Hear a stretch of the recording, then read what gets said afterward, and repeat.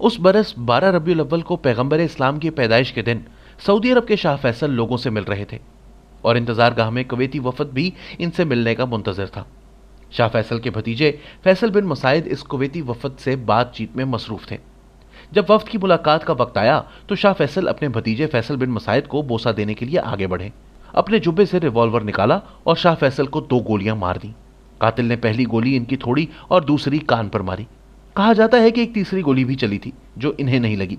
शाह के एक मुहाफिज ने फैसल बिन मसाइद पर तलवार का वार किया जो कि अभी म्यान में ही थी। वहां पर मौजूद मुल्क के वजीर पेट्रोलियम ने गार्ड से चिल्लाकर कहा कि शहजादे को हलाक न करना। फैसल बिन मसाइद इस दौरान इत्मीनान से वहीं खड़े रहे और गार्ड्स ने इन्हें गिरफ्तार कर लिया। शाह फैसल को अस्पताल ले जाया गया लेकिन वो जख्मों की ताब ना ला सके और हलाक हो गए। सऊदी अरब में 2 दहाइयों से ज्यादा अरसे तक सहाफत करने वाले तज्जियाकार राशिद हुसैन की एक ऐसे शख्स से अच्छी खासी वाकफियत थी जो उस वक्त शाह फैसल के बहुत करीब खड़े थे जब यह वाकया पेश आया। वो शख्स थे उस वक्त के तेल के वजीर अहमद जकी यमानी, जो ओपेक के वफ्द को, जिसमें कुवैत के वजीर भी शामिल थे, शाह फैसल से मिलवा रहे थे। राशिद हुसैन कहते हैं कि मुमकिन है जो सिक्योरिटी स्क्रीनिंग होती थी वो नहीं हो सकी हो। जब गोली चली तो लोगों ने समझा कि यह अहमद जकी यमानी को भी लगी है क्योंकि उन्होंने ही पहले फैसल बिन मसाइद को जाकर पकड़ा था। शाह फैसल बिन अब्दुल अजीज बिन अब्दुल रहमान अल सऊद के कातिल फैसल बिन मसाइद का सर इसी साल 18 जून को सऊदी अरब के दारुल हुकूमत रियाज के सबसे बड़े चौराहे पर सरेआम कलम कर दिया गया था। फैसल बिन मसाइद शाह फैसल के सौतेले भाई मसाइद बिन अब्दुल अजीज के बेटे थे। फैसल बिन मसाइद 4 अप्रैल 1944 को पैदा हुए और शाह फैसल के कत्ल में उन्हें 18 जून 1975 को सजाए मौत सुनाई गई और कुछ ही घंटों के बाद रियाज के मरकजी स्क्वायर में उनका भरे मजमे के सामने सर कलम कर दिया गया। फैसल मसाइद की जिंदगी के बारे में बहुत ज्यादा नहीं लिखा गया। फैसल बिन मसाइद तालीम हासिल करने अमेरिका गए जहां उन्होंने सैन फ्रांसिस्को स्टेट कॉलेज में दाखिला लिया। वो यूनिवर्सिटी ऑफ कैलिफोर्निया और यूनिवर्सिटी ऑफ कोलोराडो में भी जेरे तालीम रहे। शाह फैसल के कत्ल के बाद इब्तदाई तौर पर कहा गया था कि वो दिमागी तौर पर अदम तवाजुन का शिकार हैं। कत्ल के बाद शाही काबीना की जानिब से एक बयान में उन्हें बाकायदा तौर पर पागल करार दे दिया गया, लेकिन डॉक्टरों ने मुआयने के बाद सर्टिफिकेट दिया कि फैसल बिन मसाइद दिमागी तौर पर बिल्कुल ठीक है। उनके साथ मुनशियात के वाकयात भी जोड़े जाते हैं और कहा जाता है कि एक मरतबा जब वो सऊदी अरब वापस आए तो इनका पासपोर्ट जब्त कर लिया गया था क्योंकि वो बैरून मुल्क सऊदी अरब के लिए बेइज्जती का बाइस बन रहे थे। सऊदी अरब में अक्सर तहकीकात को मंजर आम पर नहीं लाया जाता और बात जब शाही खानदान की हो तो मामला और भी हसास हो जाता है। कत्ल के वक्त कई अफवाहों और कयास आराइयों ने जन्म लिया, लेकिन तहकीकात के बाद यह कहा गया कि कातिल अकेला था और इसके साथ इस अमल में कोई और शरीक नहीं था। तज्जियाकार राशिद हुसैन कहते हैं कि 25 मार्च 1975 को क्या हुआ इसे मुकम्मल सियाको सबाक के साथ देखने की जरूरत है।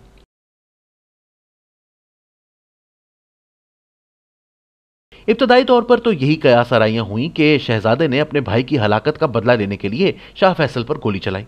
जब शाह फैसल ने मुल्क में टेलीविजन की नशरियात शुरू करवाई तो इनके सौतेले भाई और फैसल बिन मसाइद के वालिद मसाइद बिन अब्दुल अजीज दूसरे मजहबी रहनुमाओं के हमराह शाह के फैसले के खिलाफ खुलकर बोलने लगे और एहतजाजी मुजाहिरे भी किए। इसी तरह के एक मुजाहिरे में जब मुजाहिरीन टीवी स्टेशन पर हमला करने लगे तो पुलिस एहलकारों ने गोली चला दी जिसमें मसाइद बिन अब्दुल अजीज के बड़े बेटे खालिद मसाइद हलाक हो गए। राशिद हुसैन कहते हैं कि सऊदी अरब में हुक्मरानों ने मजहबी उलमा पर बहुत जबरदस्त कंट्रोल किया हुआ था और वो आज तक है। जब उनको कोई तहरीक फैलानी होती है तो वो मौलवियों से जबरदस्ती कहलवा देते हैं। गालिबन सन 65 या 66 की बात है जब वहां रेडियो और टेलीविजन की इब्तदा करने की कोशिशें भी हो रही थीं तो उलमा ने वहां कोशिश की कि उनकी मर्जी के बगैर कुछ ना हो और हर चीज उनके कंट्रोल में रहे क्योंकि ये गैर इस्लामी है वगैरह वगैरह। शाह फैसल अपने दौर के हवाले से जरा तरक्की पसंद थे। उन्होंने खवातीन की तालीम का सिलसिला भी शुरू करवाया और इसी तरह उन्होंने वहां रेडियो और टेलीविजन भी शुरू करवाया। और जब यह हुआ तो रियाज में एक मुजाहिरा हुआ और फैसल बिन मसाइद के वालिद मसाइद बिन अब्दुल अजीज इसकी सरबराही कर रहे थे और वो शाही खानदान से खुद ताल्लुक रखते थे। इसमें दिलचस्प बात यह है कि अगर वो कामयाब हो जाते तो वो शाह फैसल की हुकूमत का तख्ता उलट सकते थे। इसी तरह के एक मुजाहिरे में मुजाहिरीन ने रियाज में टीवी सेंटर में घुसने की कोशिश की और इसमें फैसल बिन मसाइद के बड़े भाई पुलिस वालों की गोली लगने से हलाक हो गए। ताहम इसके बाद भी शाह फैसल ने ऐसा कोई फैसला नहीं किया कि टीवी नशरियात मुकम्मल तौर पर बंद कर दी जाए।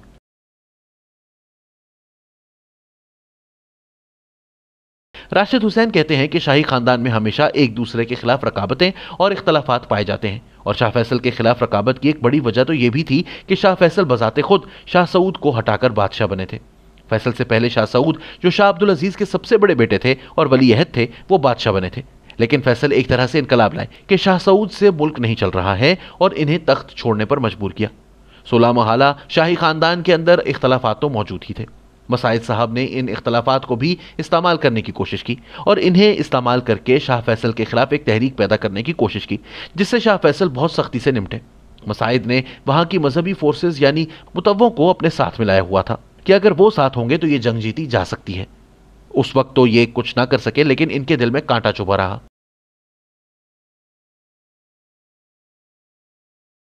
فیصل بن عبدالعزیز کے حوالے سے دستیاب معلومات کے مطابق وہ 14 اپریل 1906 کو ریاض میں پیدا ہوئے۔ وہ شاہ عبدالعزیز کے تیسرے بیٹے تھے۔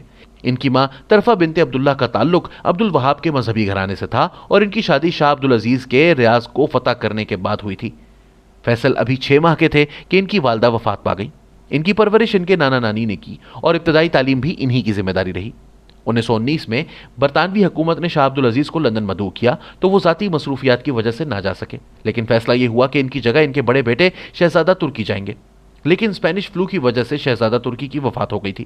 سو اب قرہ شہزادہ فیصل کے نام نکلا اور وہ سعودی خاندان کے پہلے فرد بنے جنہوں نے انگلینڈ کا دورہ کیا۔ ان کا یہ دورہ 5 ماہ جاری رہا اور اسی دوران انہوں نے فرانس بھی دیکھا۔ ان کے والد انہیں اکثر اہم ذمہ داریاں سونپ دیتے تھے اور سمجھتے تھے کہ فیصل ان ذمہ داریوں کو بالکل احسن طریقے سے نبھانے کے قابل ہیں۔ انہیں 1922 میں اسیر صوبے کے کنٹرول کے لیے مسلح دستوں کے ساتھ بھیجا گیا، جو ایک کامیاب حکمت عملی تھی۔ 1926 میں انہیں حجاز کا وائس رائے بنایا گیا اور اس کے علاوہ وہ وزیر داخلہ بھی رہے۔ 1953 میں شاہ عبدالعزیز کی وفات کے بعد ان کے بڑے بیٹے سعود کو شاہ بنا دیا گیا، جبکہ فیصل ولی عہد بنے۔ شاہ سعود کی گرفت امور سلطنت پر اتنی نہیں تھی جتنی ان کے والد کی تھی، اور نہ ہی وہ داخلی و خارجہ پالیسی کا کوئی قابل ذکر تجربہ رکھتے تھے۔ شاہی خاندان کو جلد ہی اس کا احساس ہو گیا اور یہی وجہ تھی کہ شاہ سعود پر دباؤ ڈالا گیا کہ شاہزادہ فیصل کو وزیر اعظم بنا کر انہیں زیادہ اختیارات دیے جائیں۔ اس وقت تک قریبی ہمسایہ ملک مصر میں جمال ناصر بادشاہ کا تخت الٹ کر حکمران بن چکے تھے اور ڈر تھا کہ کہیں یہاں بھی ایسا ہی نہ ہو جائے۔ تاہم شاہ سعود اور شاہ فیصل کے درمیان طاقت کی کشمکش جاری رہی اور دسمبر 1960 میں شہزادہ فیصل نے وزارت عظمیٰ سے استعفیٰ دے دیا، لیکن وہ ولی عہد تو تھے ہی۔ کچھ عرصہ بعد انہیں پھر خاندانی حمایت ملی اور وہ دوسری مرتبہ وزیر اعظم بنے۔ آخرکار انہوں نے شاہ سے مطالبہ کیا کہ وہ اقتدار ان کے حوالے کر دیں۔ علماء نے ان کے حق میں ایک نہیں بلکہ 2 فتوے دیے کہ شاہ سعود ملک کی بھلائی کے لیے ان کے حق میں اقتدار سے علیحدہ ہو جائیں۔ شاہی خاندان نے فتوے کی حمایت کی اور 2 نومبر 1964 کو فیصل کو سعودی عرب کا فرمانروا بنا دیا گیا۔ ان کو شاہ بنوانے میں صدیری برادرز کا بہت ہاتھ تھا، اگرچہ شاہ فیصل خود صدیری خاندان سے تعلق نہیں رکھتے تھے۔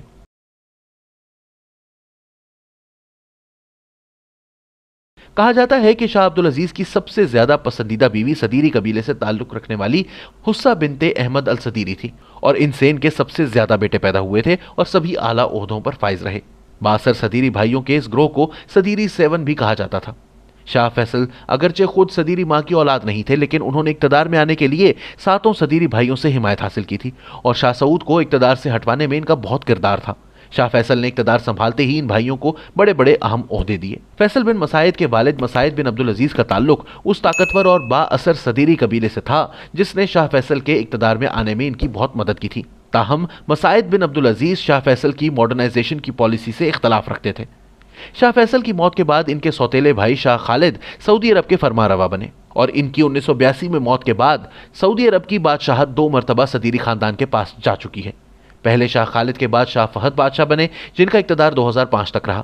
اس کے بعد شاہ عبداللہ فرمانروا رہے جو کہ صدیری نہیں تھے، اور ان کی 2015 میں موت کے بعد ایک مرتبہ پھر صدیری خاندان کے شاہ سلمان حکمران ہیں، لیکن ضعیف ہونے کی وجہ سے اب بھی ایک اور صدیری یعنی ان کے بیٹے ولی عہد محمد بن سلمان ہی سارا کاروبار سلطنت سنبھالتے ہیں۔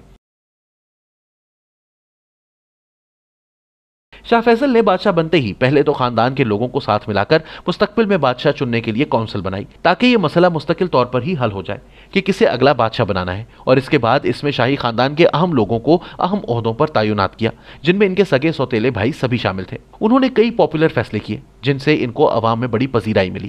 انہی میں سے ایک یہ تھا کہ سعودی شہزادے اپنے بچوں کو باہر بھیجنے کی بجائے ملک کے اسکولوں میں ہی تعلیم دلوائیں۔ اسی طرح انہوں نے لڑکیوں کی تعلیم پر زور دیا، ملک کی پہلی وزارت انصاف قائم کی اور پہلے 5 سالہ ترقیاتی منصوبے کا سنگ بنیاد رکھا۔ 1962 میں بھی انہوں نے ایک حکم نامہ جاری کر کے ملک میں غلامی یا غلام رکھنے کے رواج کو بالکل ختم کر دیا۔ یاد رہے کہ اس وقت تک یہ کسی نہ کسی شکل میں جاری تھا۔ شاہ فیصل نے کوشش کی کہ معاشی ترقی اور مذہبی سوچ ساتھ ساتھ چلے۔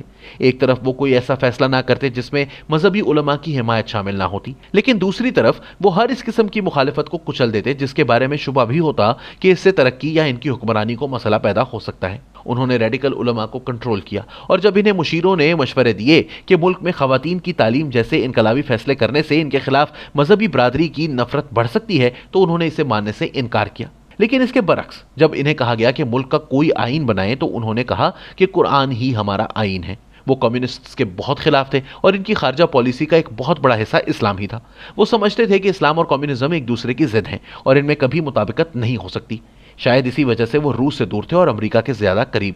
मुसन्निफ क्रेग एंगर अपनी किताब house of Bush house of Saud में लिखते हैं कि शहजादा बंदर बिन सुल्तान अल सऊद ने एक मरतबा अखबार न्यूयॉर्क टाइम्स को बताया था कि शाह ईरान ने अपना तख्ता उल्टे जाने से पहले एक मरतबा शाह फैसल को एक खत लिखा, जिसमें उन्होंने कहा था कि मेरे भाई मेहरबानी फरमाकर जिद्दत लाओ, मुल्क को जदीद बनाओ, अपने मुल्क को खोलो, स्कूलों में मखलूत तालीम लाओ, औरतें और मर्द साथ साथ पढ़ें, औरतों को मिनी स्कर्ट्स पहनने दो, डिस्को बनाओ, मॉडर्न बनो, वरना मैं इस बात की गारंटी नहीं दे सकता कि तुम ज्यादा देर तक अपने तख्त पर विराजमान रहोगे। इसका जवाब शाह फैसल ने कुछ यूं दिया, जहां बना मैं आपकी नसीहत की कदर करता हूं। क्या मैं आपको याद दिलाऊं कि आप फ्रांस के शाह नहीं हैं, आप LAC में नहीं हैं, आप ईरान में हैं, आपकी 90% आबादी मुसलमान है। मेहरबानी फरमाकर ये कभी ना भूलें। शहजादा बंदर ने कहा कि तारीख ने शाह फैसल को सच साबित किया। कहीं और से दरामद किए हुए गैर मादी मुआशरती और सियासी इदारे खतरनाक हो सकते हैं। शायरान से ही पूछ लें। हमारे लिए इस्लाम सिर्फ एक मजहब नहीं बल्कि जिंदगी गुजारने का एक तरीका है। हम सऊदी लोग जदीद तर्ज जिंदगी लाना चाहते हैं, लेकिन जरूरी नहीं कि वो मगरबी तर्ज जिंदगी हो। शाह फैसल के कत्ल के बाद अफवाहों और कयास आराइयों में से एक अमेरिका के बारे में थी, जहां से वापस आने के बाद फैसल बिन मसाइद ने शाह फैसल का कत्ल किया था। चंद अरब अखबारात ने इसकी तरफ इशारा भी किया था कि हो सकता है कि यह मुबैना तौर पर 1973 के तेल की पाबंदी का एक बदला हो, जिसमें मगरिब को बहुत नुकसान हुआ और सऊदी तेल की कीमतें बहुत ज्यादा बढ़ गईं। इसराइल ने 1967 की 6 रोजा जंग में मिस्र, उर्दन और शाम के बड़े हिस्सों पर कब्जा कर लिया और गरब उर्दन मुकम्मल तौर पर उर्दन के कंट्रोल से निकलकर इसराइल के कब्जे में चले गए। वैसे तो इस जंग में अरबों का बहुत नुकसान हुआ था और इसराइल मगरबी ताकतों की मदद से मशरक़ वस्ता में एक बड़ी ताकत बनकर उभरा था, लेकिन फलस्तीनियों ने अगले कई साल इसे गोरीला जंग के तौर पर जारी रखा, जो कि किसी न किसी शक्ल में आज तक चल रही है। ताहम 1973 की अरब इसराइली जंग में शाह फैसल का किरदार खुलकर सामने आया, जब अमेरिका और मगरिब ने इसराइल का साथ दिया और इन्हें अरबों से लड़ने के लिए खुलकर असलहा और मदद फराहम की, तो शाह फैसल ने बतौर एहतजाज दुनिया को तेल बेचने पर पाबंदी लगा दी। इनके इस फैसले की वजह से दुनिया में तेल की खपत यकदम कम हुई और इसकी कीमतें एकदम बढ़ गईं। राशिद हुसैन कहते हैं कि 1973 की तेल की पाबंदी ने, जो शाह फैसल ने शुरू की थी, एकदम सब कुछ बदल दिया। इनके मुताबिक 1973 में तेल को एक हथियार के तौर पर इस्तेमाल करने से मगरिब में बड़ा कोहराम मचा। वहां यह बात होने लगी कि फैसल किस किस्म का आदमी है और क्या कर सकता है। कहा यह जा सकता है कि शाह फैसल मजहबी कदामत पसंदी से मुल्क को निकालकर तेल की दौलत से एक जदीद रियासत में बदलना चाहते थे, जो तरक्की याफ्ता और मॉडर्न बुनियादों पर बनी हो। इस वक्त वली अहद मोहम्मद बिन सलमान भी कुछ इसी किस्म के इकदाम कर रहे हैं। तो क्या अगर दरमियान की निस्फ से ज्यादा सदी निकाल दी जाए तो शायद दोनों की सोच एक ही तरह की है? राशिद हुसैन इससे इत्तफाक नहीं करते। वो कहते हैं कि अगरचे शाह फैसल जिद्दत लाना चाहते थे, लड़कियों की तालीम के हामी थे और इन्होंने मुल्क में टीवी और रेडियो मुतारिफ करवाया था, लेकिन फिर भी सोच बहुत मुख्तलिफ थी। वो 1973 के अरब इसराइल बहरान के दौरान शाह फैसल और अमरीकी सेक्रेटरी खारजा किसिंजर के दरमियान बातचीत में एक जुमले का जिक्र करते हैं। वो कहते हैं कि शाह फैसल ने सेक्रेटरी खारजा किसिंजर को कहा था कि हमें इतना तंग मत करो, अगर तुम हमें ज्यादा तंग करोगे तो हम अपने तेल के कुओं को आग लगा देंगे और खेमों में वापस चले जाएंगे।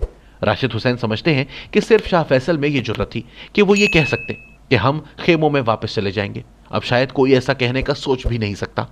वो कहते हैं कि दोनों अलग अलग शख्सियत हैं और इनका मुकाबला नहीं किया जा सकता। फैसल में मगरिब के सामने डट के खड़े होने का हौसला था, जो मोहम्मद बिन सलमान के पास नहीं है। ये ठीक है कि उन्होंने मुल्लाओं को काफी कंट्रोल किया हुआ है और सऊदी मुआशरे को खुला करने की बात कर रहे हैं, पर इनका विजन शाह फैसल से बिल्कुल मुख्तलिफ है। वो सब कुछ दबाव में कर रहे हैं।